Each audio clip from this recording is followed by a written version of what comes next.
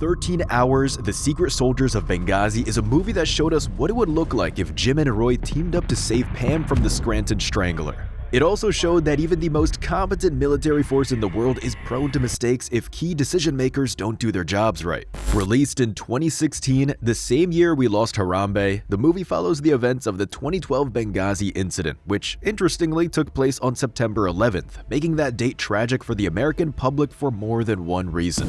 If someone told you that Michael Bay of all people was making a movie about a battle in which American troops heroically fought off an enemy that outnumbered them 10-1, you would probably expect a lot of gung-ho, cringy one-liners coming from elite operators who love their country more than their children, but surprisingly, this movie is not all that propagandic. How willing are you to die for your country? I'm ready to go right here, right now.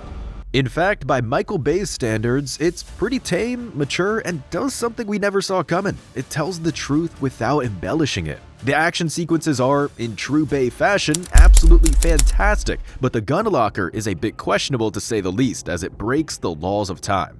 Starting off with the gun that shouldn't even be there, Salient Arms International developed the GRY rifle as an alternative to the AR-15, but the trademark jailbreak muzzle device was only introduced in 2015, 3 years after the Benghazi incident, making it impossible for Roan to use it in 2012. The most likely reason Michael Bay opted for it in spite of its chronological inaccuracy is because the gun is very easy to recognize. Like all Salient Arms guns, the bolt carrier group stands out because of the titanium nitride coating, and one of the simplest ways to make one of the characters easy to recognize is by giving them an easily recognizable firearm. The first John Wick movie pulls the same trick on us as Viggo Tarasov, his son Yosef, and the head of security Kirill, all of whom stand out amongst the endless waves of mob goons, carry the Salient Arms Glock 17 with the recognizable bolt carrier group. On that note, if you haven't seen it already, we recently did a deep breakdown of all the weapons used in John Wick, including his H&K P30L. Highly recommend you take a look. Another reason Michael Bay used this gun is because, get this, he's an investor in the company. That's at least the on-the-line rumor going around, which we can't confirm nor deny, but it is suspicious how common Salient Arms guns are in his movies. Aside from this movie, we have 3 Salient Arms guns in Age of Extinction, 1 in The Last Night, and another gun in 6 Underground. Conspiracy theories about big Hollywood affecting gun market trends aside, the SAI GRY really was the gun after this movie came out. Everyone interested in buying an AR-15 or an AR-15-like weapon was after the GRY. Now, what no one can deny is that this is one cool-looking firearm, and we all know that's a big factor when it comes to choosing what you'll be spending your money on. And if we're talking money, we're talking a lot of money. SAI never produced too many GRYs, and because of how cool the gun looks and its appearance in media, the price level it reached was insane, with $3,500 being considered reasonable. This is insane considering that you can get AR-15s and various imitations for around half that amount in 2025. Because of this, the GRY became known as the Gucci rifle. It's like if Apple produced the AR-15. It's not going to make you a better shooter, and it certainly isn't revolutionary in any way, but thanks to some high IQ marketing, it developed a reputation that allowed such a ridiculous price. And you know what? It worked. They sold out pretty fast, and finding a GRY rifle nowadays is pretty tough. The GRY is a fairly light AR variant with a 14.5-inch barrel, introducing a quick detachment rail and a quick detachment compensator. Its compensator is what sets it apart from most other AR designs, as it funnels gases in a 360-degree circle to mitigate recoil and minimize noise. On top of all that, GRY is a very rugged firearm, with some users reporting not cleaning it for years and the gun firing without a hitch. That's some terrible gun management right there, but we can't deny that the low maintenance aspect is a great selling point. The gun's greatest selling point, however, is just how cool it looks, and we can't deny it looks pretty damn sexy. There's no great misuse or gun handling mistakes with this gun in the movie aside from Boone's terrible positioning during a gun deal. A sniper would never position himself with the barrel poking through the window. In fact, snipers usually don't even get close to window ledges. They usually set up a position in the back of the room with a good vantage point of the perimeter. That way they're invisible. This is just dumb as hell from Boone. The rest of the GRS team uses the golden standard, the M4A1. This is a gun that needs no introduction. Starting production in 1994, it's become a staple assault rifle for various units. The M4 is essentially the shortened version of the legendary M16, and ever since its initial design, it's undergone around 100 modifications to perfect it, making it the gun we all know and love. The biggest improvement upon the M16 is the M4's short barrel, making it easier to wield. This was especially important after the Battle of Mogadishu, as US troops complained about their M16s being difficult to wield in tight areas. The M4 would then pull up with a 14.5-inch barrel to complete an overall length of 33 inches with the stock fully extended, but with the capability of retracting the stock to a complete length of 29.75 inches. Very quickly, the M4 would upgrade to the M4A1, which is the gun we see in the movie. The biggest difference between the M4A1 and its predecessor, the M4, is the A1's full auto capability, with the M4 originally being designed for burst fire. Newer M4A1s, which are known as the Model 921HB, introduced a thicker barrel profile with a heavier buffer, which slowed down the rate of fire, which made the weapon overall easier to control during automatic fire. On top of that, most M4s have been upgraded to M4A1s with full auto capability. The M4A1s we see in the movie are kitted out with EOTech sights, laser designators, forward grips, and flashlights, which is in accordance with the SOP mod program. With that, the M4A1 would become one of the most iconic firearms of the 21st century, leaving its mark on battlefields all around the world. It's been adopted by more than 60 countries around the world, including, believe it or not, Russia. This gun has also become incredibly popular in movies ever since the turn of the century because of how common it is in real life, and it has so far appeared in hundreds of movies, some of which we broke down on this channel, such as Black Hawk Down, Lone Survivor, Warfare, and 28 Weeks Later. Even though it's something of a legend, this gun won't serve forever. In 2022, it was announced that Sig Sawyer's XM7 would eventually replace the M4A1 in an attempt to compensate for the lack of long-range effectiveness and effectiveness against body armor. Glenn Doherty, the Tripoli GRS team, and all the agents assigned to Ambassador Stevens carry the MK18 Mod 0. This is, in essence, a close-quarters combat M4 as the barrel has been shortened to 10.5 inches. The gun was designed to address the mobility issue even more specifically and arm operators with a submachine gun-sized assault rifle. It started out as just a replacement for the upper receiver for the M4A1, which shortened the barrel, but entire rifles were later constructed with this upper receiver and the M16's lower receiver. Shortening the barrel by that much drastically impacts two things: long-range accuracy and ammo velocity, making the Mod 0 pretty much useless if you're trying to hit a target half a kilometer away. However, this gun was designed specifically for close-quarters combat and VIP protection, both situations in which corner maneuverability and speed are much more important than long-range performance. A fun weapon that we very rarely get to see at movies is the Heckler & Koch HK69A1 grenade launcher. Heckler & Koch's naming system, in which they insist upon adding the HK prefix before every designation, strikes again.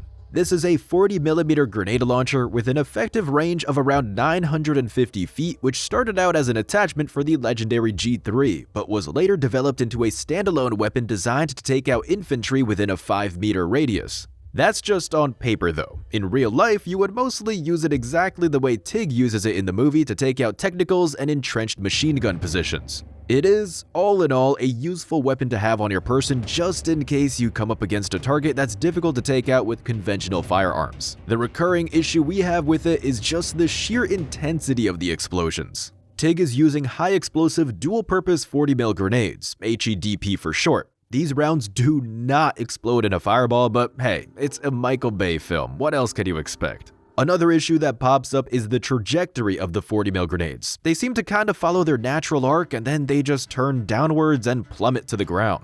That's not how it works in real life. They have a natural arc, and the fact that they can't just vertically drop the way a javelin-guided missile can has been a problem for the troops using grenade launchers because the arc prevents the operator from pinpoint hits. Because of this, the US military has focused on finding alternative solutions, such as rounds that detonate mid-flight, which would provide combatants with means to take out a target behind cover. The insurgents in the movie are equipped with pretty much what you'd expect from them, and the loadout is in line with the reports of the Benghazi incident. We're mostly looking at small arms such as the Ames rifle, the Chinese Type 56, the AKM, and an RPD. PKMs and Dishkas are the big hitters, and the most damage is dealt from an M1 81mm mortar, which kills Rowan and Glenn. The mortar probably gets the most attention as we get this really cool shot of a mortar round's flight, probably the peak of Michael Bay's action-focused spectacle. When it comes to combat realism, this movie is surprisingly well done. Michael Bay developed a reputation of a gung-ho, boom-boom director, but the GRS team is very well trained and there are only 3 eyebrow-raising moments in the movie. The most ridiculous one happens in the very beginning when Jack and Roan pull their guns at the insurgents approaching their car. This is just a comically unrealistic way to engage a target. Why the hell would you point a gun in one direction and look in the completely opposite way? Your weapon always needs to be in your line of sight. That way you have situational awareness of the target in front of you and you have complete control of your aim. This way, in real life, both Roan's and Jack's guns would likely drift away from the target because they're not looking at their own guns. Not to mention that if the guy aiming at Jack with his FNFAL made a move, Roan wouldn't do anything about him because he's not even looking at him. Aside from that cool guy scene that's about as real as Iraq's weapons of mass destruction in 2003, we have two more mistakes that are more in line with lack of technical coordination than anything else. For one, in this blink and you'll miss it moment, Tig starts shooting over Roan's head, which is a huge no-no. Never opening fire with a friendly in your field of fire is a thing that's constantly drilled in your head during combat training, and if Roan decided to stand up at this very moment, his teammate would blow his head off. We also have a very minor trigger finger mistake from Tonto. To check if the very hostile-looking troops are actually friendly, he throws the Shaka sign, and he does it by taking his dominant trigger hand off the trigger. When you're handling a firearm and you need to do something else with your hand, such as signaling, changing a mag, or picking up something from the floor, you're supposed to always keep your dominant hand on the trigger and do whatever it is you're doing with your other hand. That way you can still open fire if need be. Aside from that though, the gun handling and the combat is pretty realistic. It's clear someone drilled the hell out of these actors in preparation for the movie. What adds a dose of healthy realism when the GRS team tries saving the ambo is the running gag with Amal, the interpreter with no weapons training, constantly pointing his gun at everyone by accident. This is pretty much what you'd expect from an untrained person in a highly stressful situation. There's also the moment when Agent Scott, who just escaped a burning building, misses his turn just moments after Jack tells him where to go. Fairly realistic that someone that out of their own mind wouldn't be able to follow simple instructions. Overall, the combat and everything revolving around it is pretty accurate, aside from the three aforementioned moments. Something that the movie managed to depict pretty well too is precisely what went wrong on that day. This movie's depiction of the events of the Benghazi incident is surprisingly accurate. Of course, some things had to be changed in order to accommodate the movie's central event. For example, Ambassador Stevens actually arrived in Libya months before the incident, not just a few days earlier as it's depicted in the movie. This movie is actually more true to real life than some official government records. This is not surprising, given that real-life Tonto, Oz, and Jack Silva worked on the production to ensure everything's as historically accurate as possible, and the script itself was based on the book which was co-authored by the GRS team. The biggest controversy surrounding the incident, and by extension this movie, is the stand-down order. It remains the official stance of the government that there was no stand-down order from the base chief or the higher-ups in Washington when they found out about the attack on the ambassador's compound. For clarity, the attack started on September 11, 2012 at roughly 9:40 p.m. local time. The local CIA base chief, whose name was never disclosed, and US-based CIA personnel found out about the attack almost immediately. According to the real-life Tonto, the team was immediately ready to go, but they received a stand-down order. The CIA chief has disputed this, saying that a stand-down order was never issued, but Tonto said that the words "stand down" were specifically used. You're losing it. Do you understand how that works? Stand down. Stand down! The official stance of the House Intelligence Committee is that no stand-down order was ever issued. Aside from just receiving the stand-down order, Tonto said that they really did leave without a green light, just the way it's portrayed in the movie. The insurgents lighting the building on fire was apparently the final straw for the team. They got sick of waiting at that point. You're not cleared to go! God damn it! None of you are! Mark Geist, better known as just Oz in the movie, said that 30 lives were saved because of that decision. He said this in response to the accusations that the team is lying about the stand-down order. The events that day occurred pretty much the way they did in the movie. First, the insurgents killed Ambassador Stevens and Sean Smith, after which they attacked the CIA compound with mostly small arms fire. Although some people in the compound were injured, there were no fatalities until the mortar attack, which killed Tyrone Woods and Glenn Doherty at around 5 a.m. Mark Geist's arm was severely messed up in the mortar attack, and he had to get 12 surgeries once he returned to the United States in order to regain functionality. Pretty much all of that is exactly the same in the movie. Perhaps the only thing the movie sort of misrepresents is the air support issue. The reason everything ended up foobar that day is because of lax security measures at both the CIA annex and the ambassador's compound. But another major reason was the lack of close air support. In the movie, it's implied that Washington is refusing to send air support, which is true, but it's not the complete truth. The truth is actually much worse. There was no air support in the vicinity. That was the reason no fighter or gunship was scrambled. Leadership concluded that they wouldn't have made it to Benghazi in time.